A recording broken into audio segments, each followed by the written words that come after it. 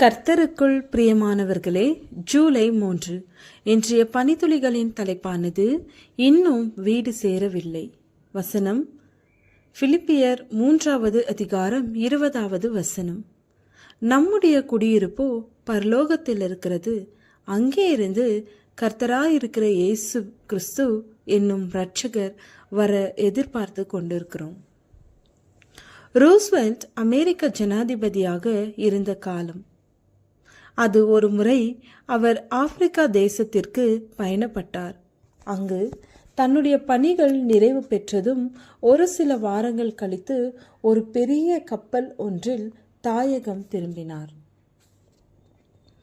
அந்த கப்பலில் ஒரு சக பிரயாணி 40 ஆண்டு கால ஊழிய பணியினை நிறைவு செய்து வீடு திரும்பி கொண்டிருந்தார். இந்த நபர் ஆப்பிரிக்கா மக்களிடையே ஒரு தொலைக்கோடி கிராமத்திலே கர்த்தருடைய அன்பை பகிர்ந்து கொண்டு அநேகரை இரட்சகரிடம் வழி நடத்தியிருந்தார். அவர் பெயர் ஹென்றி மோரிசன் என்கிற மிஷனரி. கப்பல் துறைமுகத்தை எட்டியதும் பெருந்திரள் கூட்டம் ஜனாதிபதியை வரவேற்க அலைமோதியது. கண்கவர் வரவேற்பு நிகழ்ச்சிகளுக்கு மத்தியில் ரூஸ்வெல்ட் கடந்து சென்றார்.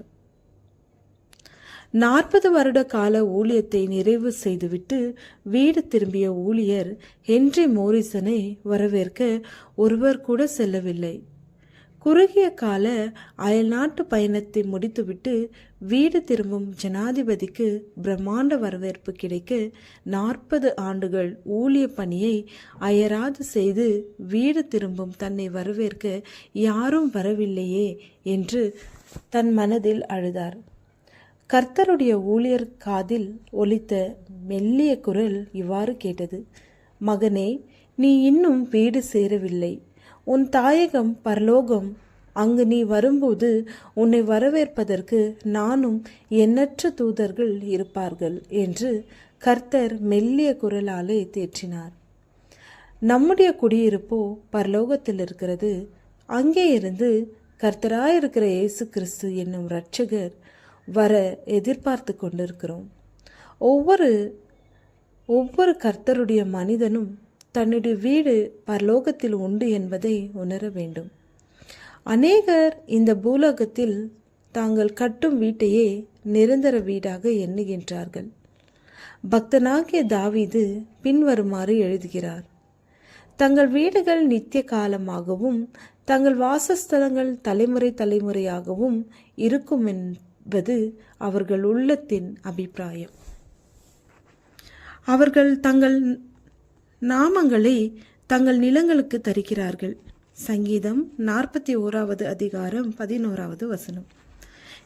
இவ்வுலகில் நாம் கட்டுகிற வீடும் சம்பாதிக்கிற சம்பாத்தியமும் அழிவை சந்திக்கும். தேவன் தாமே கட்டி உண்டாக்கின அஸ்திபாரங்களுக்குள்ள நகரத்துக்கு ஆபிரகாம் காத்திருந்தான்.